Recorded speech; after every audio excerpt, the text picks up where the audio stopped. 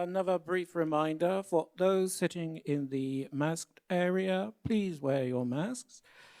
And now it is my pleasure to introduce our next speaker, Sheena, who is going to be talking on scaling Python-powered machine learning with Snowflake. So a round of applause, please.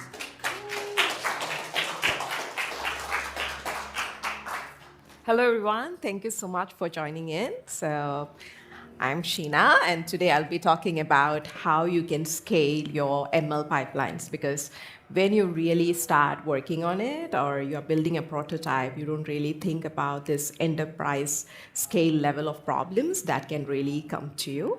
So my idea of this session is also to give you like a view of how we solve those kind of data scaling problems.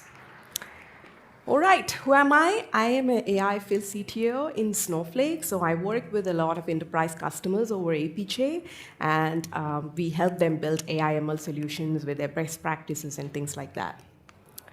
So this is today's agenda. I'll be going through just to give you an intro of what Snowflake is, and then how we scale different parts of the ML lifecycle, which is like data processing, feature engineering, model development, inference, and finally the consumption part, and we'll give you a summary of it. All right, what is Snowflake? Anybody working on Snowflake? Anybody heard about Snowflake? Okay, few hands, good. So Snowflake is a unified platform where you can bring in all your data and you can build your AI on top of it. And finally, you can also build your apps, because the consumption part is very important. If you cannot build something that can help the users to use your AI, that is where the value is not going to come out. So you can build the entire thing in Snowflake. Now, what are the key messaging of Snowflake is that we are a very easy platform. We are a SaaS platform. We manage all the infrastructure. So you don't have to worry about provisioning it, maintaining, tuning it. So if you want CPUs, GPUs, you can just go in and leverage it and use it on the go. And we are completely connected. We give you options where you can just go and share your data, collaborate with different other customers, vendors, etc. And it's trusted. We take security very, very seriously in Snowflake, so it's a trusted platform as well. Now I'm going to talk about distributed and scalable Python in Snowflake. So we'll go through each of these sections and see how it is done. First one, data processing.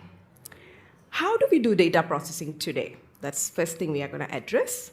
Pandas. Who all are using Pandas here? Okay, I'm with the right audience. Awesome. So Pandas is one of the most popular libraries. I'm sure you all are using it for processing the data. Now, what's the problem with Pandas? If you write a code in Pandas, and if you want to do an enterprise level productionization, we usually see like an average of 6 months is being taken to rewrite that code and write it in an enterprise level production code. It's all because of how really Pandas work. So Pandas is working in memory, and you mostly get out of the memory errors. I'm sure some of you might have already got this. There is no way if you're working with Pandas, you have never encountered an out of the memory error. It's very common to working with Pandas. And Pandas is single-threaded. Doesn't matter how many cores of CPU that you have, it's not going to take it. So it will always take one core of that CPU and keeps on working. So no distributed processing at all. As a result, it cannot scale. Even on GBs of data, millions of rows, it's not going to happen. And encountering with most of these problems, like you will have to do a retranslation of your code from Pandas when you go into productionization on an enterprise scale. And also, it is very difficult to experiment, debug, loss of productivity, etc. Now, how does Snowflake help our customers or anybody who is building that data processing part in Snowflake? We have what is known as Snowpark Python API. Think of it as like a Python API, which is a wrapper on top of the most common Python libraries and things like that. Now, under Snowpark API, we have two main points I want to highlight here. One is Snowpark API helps you to run the data processing and transformation in a distributed fashion. And the second thing is we are more moving towards executing your code near to the data. So usually, think about it when you're writing a code in your laptop, your data is in a database. You're just going to download that data, put it in your local memory, and then read _ CSV or something like that, and then you work on it locally. But Here, the concept is like pushing this code back to where the data is residing.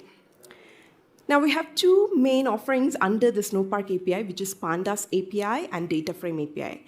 So for the Pandas API, it is distributed. It solves all the problems that we discussed for the open source Pandas.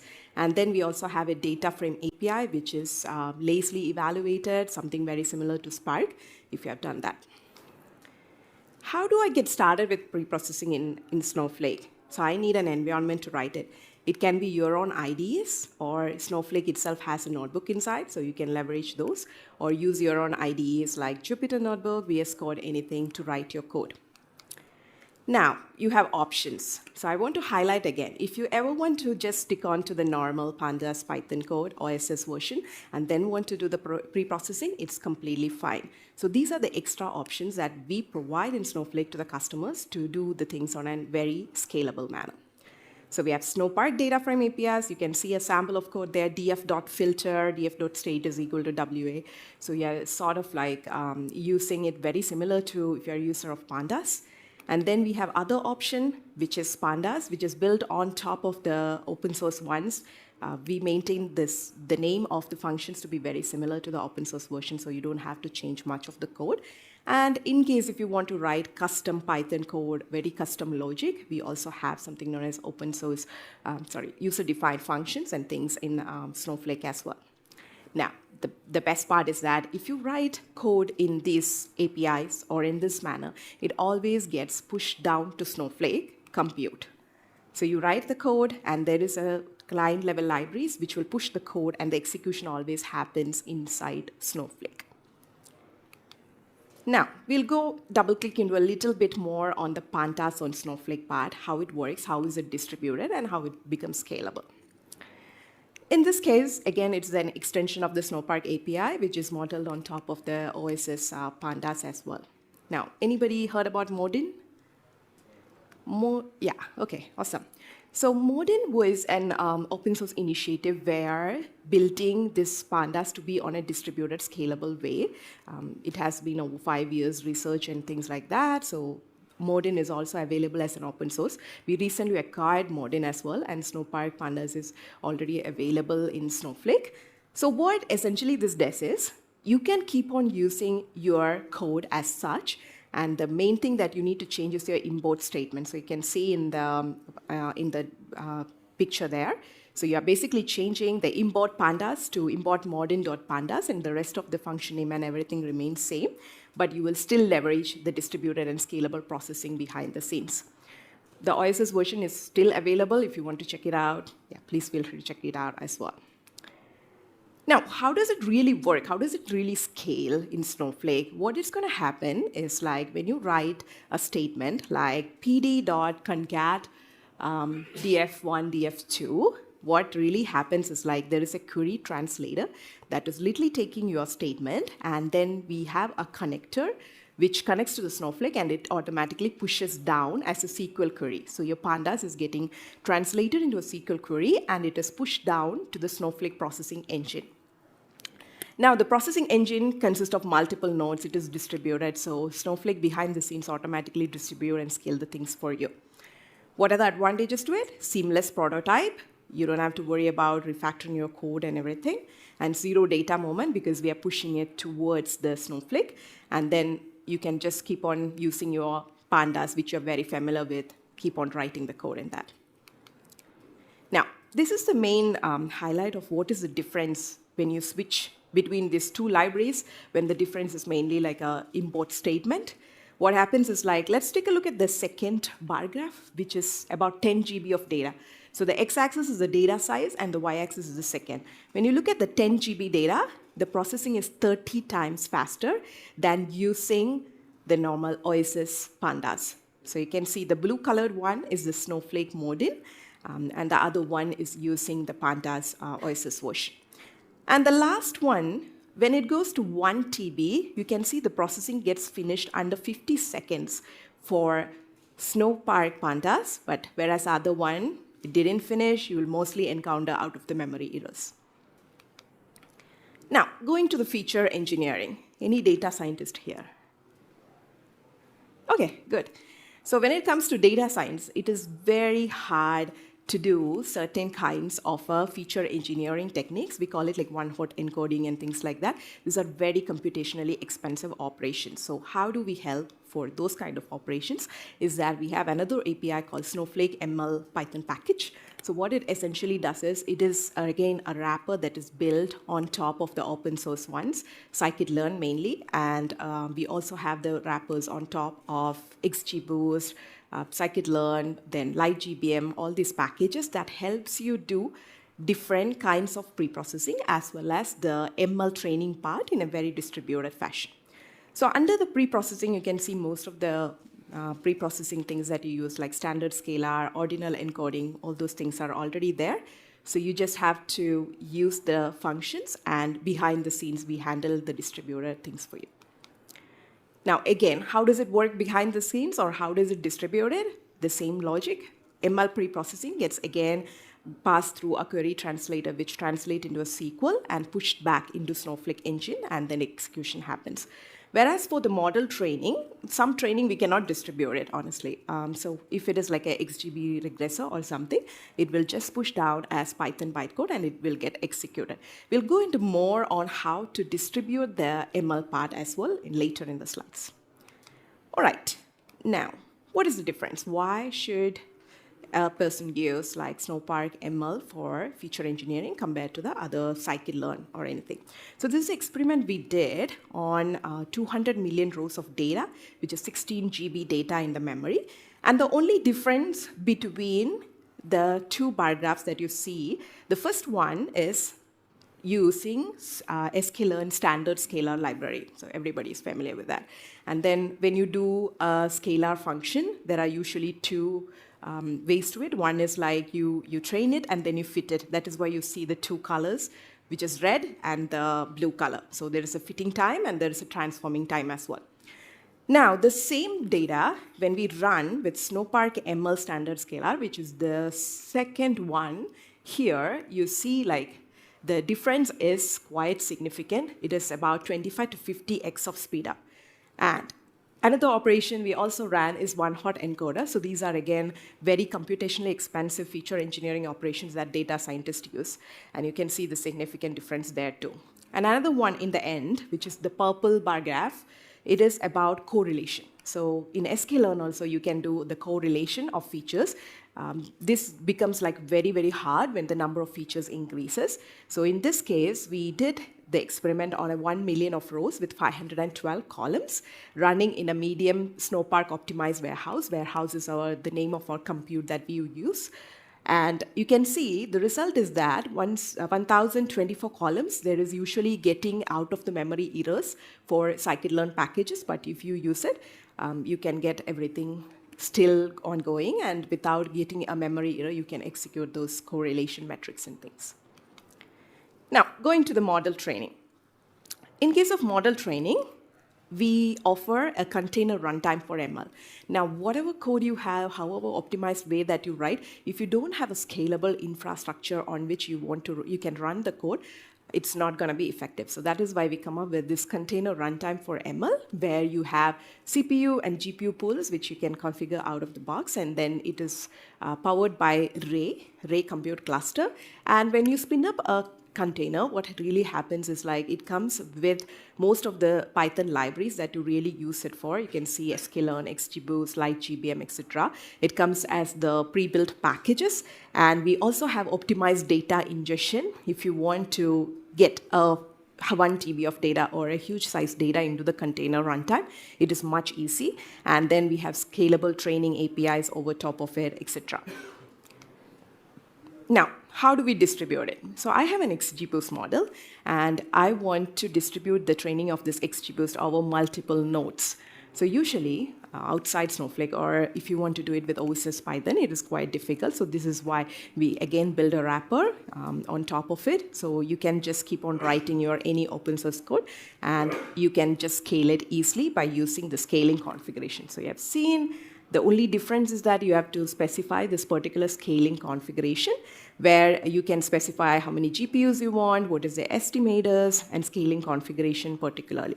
That will help you to do everything easily. And all the infra management, all the scaling, everything is done by Snowflake, and also Snowflake manages how to distribute the training across your multiple nodes, which you can just freely use this particular distributed training APIs, and it just runs.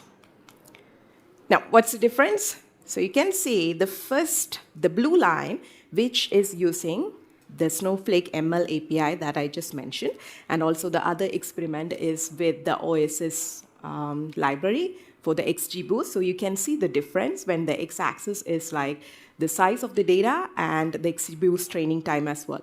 When the size of the data increases, it's going to take more time for the OSS version to finish the training and things like that. But in case of Snowflake, it can automatically distribute, and you can see how wide the gap is. Right. Now, we also have a hyperparameter tuning API. The one that we discussed before was to run an XGBoost in a distributed fashion.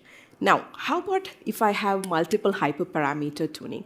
This is a very common technique all the data scientists use, where you can run multiple configurations of the model and see which is the best one, and you pick the best among that. Now, this is also a very difficult technique, but very essential if you want to build a model. You have to test different hyperparameter configurations and select the best one. So you can easily scale hundreds of model training across this one by using it. Again, just leverage your normal Python OSS code. You can bring in any package or anything, and you will write your defined train function, and you'll write your open source Python code. And under the tuner, you basically specify what configurations or what hyperparameters you want to use to train these models in a parallel fashion. And you can also define different parameters, metric, etc. So it will automatically distribute for you, and you will get different models run parallelly. And finally, you can pick the optimized best one out of all your hyperparameter configurations. You should also be able to do like grid search strategies, random search strategies. So these are the strategies normally data scientists use to train different kinds of parameter tuning and then pick the best out of it. Now, we also have, as a part of the Snowflake ML API, a bit of hyperparameter optimization that is coming out of the box. So you can see the code is very simple and very similar to when you use scikit-learn or anything. So you can see we are doing a grid search CV, and you are just specifying all these parameters. But behind the scenes, what we do is like we are running everything in a distributed fashion. So you can see the same code, when you increase the number of nodes or the size of the compute from medium to large to extra large, the time is going to go down because the automatic distribution happens behind the scenes for you in Snowflake. Now, this was a question I encountered when I was talking with one of our customers. So their question was like, hey, I want to build 60 million models for my use case. There's only like one single use case, but there has to be 60 million models that needs to be built. And this use case is more a hyper-personalization use case where I want to build a model for every single customer. And I want to understand how much they are going to spend, or are they going to churn. So I don't want like a generic model. So how do we do this? So in Snowflake, we did this, solve this problem using a partitioned model training feature that we use. And for this one, when they were running it in another platform without any parallelization, any distribution, it was taking 18 hours to run. Now, what we did is like we ported the code in Snowflake, and we used this feature, and we could finish it under 3 hours. So that's the difference we are talking about. Now, this is very helpful, particularly in the cases like there is a partition key or a partition that you can really leverage. For example, in this one, think about like different stores. You want to understand what is the requirement or a demand for different stores, and you want to build it on a store level or even on a product level, right? I want to understand what is the demand prediction for my product. Then you have to go into each product level and build it. So this is how we can do that. Your training data just remains the same. It's the data in the table. You don't have to partition it. You don't have to do anything. But what we do is like we will do We will create the partitions for different stores, and we'll create the submodels for each of the stores. And finally, everything gets pushed into our model registry as one single model. So anytime you want to do inference, you call that single model from the registry, and it will pick the corresponding submodel for that particular store and give you the results. So that is how it works. And there are two versions of it, stateless and stateful. So imagine you're building 60 million models. It is hard to save all the models, 60 million. Every day you are running it, then you don't want to save all the models all the time. So it has to be training on the go and just done with the inference. That's it. Next day you repeat the same. So those kind of models are called stateless models. You don't need to save it. Then you have stateful models. I want to save that particular model version, which is the normal behavior when you build a data science model. You save it and then you call it and do the inference. So if you want to do that, that is also fine. But it's considering when you are building millions of models, it's going to take time, and it will affect the performance as well. All right. So how do we do this many model partition inference in Snowflake? It is very same as you can see here. You write a Python class, which is example forecasting model, just another example. And you can put a decorator here, the custom model decorator. And then under that function predict, you can write any Python code that you want, any algorithm, any packages that you want to use, normal OSS, Python, XGBoost, anything. You can write your code underneath it. And after that, you can log that model into the registry. So even before the training, we are logging the model into the registry because we are building 60 models on parallel, and then you're going to push it to the registry. So the registry handles everything behind the scenes for you. So in this case, what I'm going to do, I'm going to push this model first into the registry. So if you're not familiar with model registry, think of it like a centralized place where I put all my models. So I will have later like a auditability, traceability. It also acts as handshake points between different teams. So I'll push my model into this registry and say like, hey, apps team or ML engineering team, you can take the model from there and productionize it and things like that. So I do that, and then next one is I can just go in and call the function run and just specify the partition column. This partition column can be store name. So which is very easy. You don't have to physically partition it. You just go here and one line of code and you're specifying what is the partition column you want to use. Now, tomorrow I decided I don't want to do this particular modeling on a store level. I want to do it on a country level. So you can come here and you change your partition column to the country. So it only needs like a partition key that it can use, and the code remains the same. You don't have to change anything. So that's how we build millions of models in parallel in Snowflake. All right, inference. When it comes to inference, we provide two kinds of inference as usual ways, which is one is batch inference. So batch inference, we provide it through warehouse. In this particular kind of an inference, it comes out of the box as distributed. Let's say you have 1 million rows and you are just using the warehouse inference, then it will automatically behind the scenes distribute your data and do the prediction for you. So you can see the inference code here, which is model predict, and you are just running the function. That's it. You just get your data, test data, and then you try to predict with the model.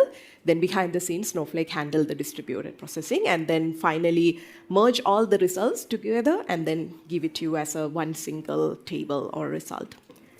Now, going to the next one, which is Snowpark Container Services. That is something we use if you want to go for a GPU level inference, or let's say you want to go for a real-time inference. So in case of a real-time inference, there is something you need to balance the load as well. For example, now I only have 10,000 users, so I'm only getting 10,000 API calls. So tomorrow, I'm starting to get 20,000. So how do you scale it? So that is also handled by Snowflake. So you can configure different number of nodes or scalability. I want like minimum nodes, maximum nodes. And then once you start inference in Snowpark Container Services, it will automatically scale it for you according to the load that is incoming. So you don't have to worry about those things. All right, and finally, this is also the most important part. How do I make available the result of my AI or ML to the customers or the users, business users in a company? So that is a very important part here. So how do we do that? You might have seen in every single presentation today, or at least whatever I attended in this conference, everybody talks about Streamlit, right? Anybody knows like Streamlit is acquired by Snowflake? Okay, only one hand, yeah. So we acquired Streamlit, and now it is available as a part of Snowflake. We call it Streamlit in Snowflake. And you also have the open source version still available. But inside Snowflake, we provide it as an enterprise grade level app. We have a native app framework where you can easily build your Streamlit inside and share it across very seamlessly with all the RBAC control, auth, and etc. handled by Snowflake. And then you also have your open source version, which you all are leveraging. I can see that in most of the talks. Now, why should I do Streamlit in Snowflake? We come with a top of additional advantages when you compare to your OSS version, which is fully managed. We are also working on a feature where you can run your Streamlit on our container runtime. Now that again means it's going to be very, very scalable for you. You don't have to worry about the load handling and things like that. Governance and security. You don't have to configure out-of-the-box auth or anything who can log into it and things like that. That will also be taken care by Snowflake. You can set RBAC level permissions.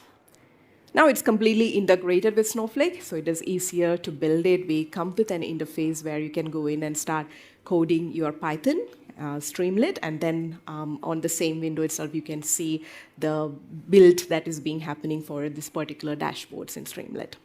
And also it's integrated with our notebooks as well. If you code in notebooks, it's also easier for you to see it there. Now, summary. So Snowflake provides a very single, cohesive platform that helps you to scale every single part of your ML workload. And in case of if you want high performance pre-processing, that is where you can leverage the APIs that we provide out of the box, Snowpark API, Snowpark Pandas, and also Snowpark ML APIs to do your feature engineering and processing. But you're always free to use Python OSS version and bring in your existing code or write anything that you want and execute in Snowflake. Now, going to the distributed training and tuning, you can leverage your CPUs and GPUs very easily in Snowflake without setting any of these libraries. For example, if you want to use GPU, you have to get started with installing CUDA, Cudanon, and all those libraries and set it up and get from the scratch. But in Snowflake, it all comes out of the box for you, so you can right away get started. Seamless deployment and serving. So you can serve your models on top of CPU, GPU in whichever way you want. And out of the box, we will provide the distributed things for you. It will be handled behind the scenes. For the user, it is very similar to writing a normal Python code with any other libraries. Streamlit. I don't think I have to talk much about Streamlit. Everybody is using Streamlit now. So it will help you to build all those apps and prototypes and easier, and then share it with your wider users to leverage the results of your AI, ML, etc.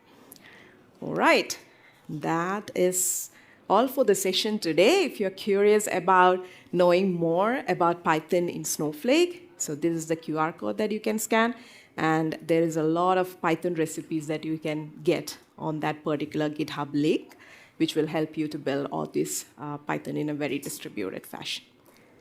All right, that's all for today. Thank you.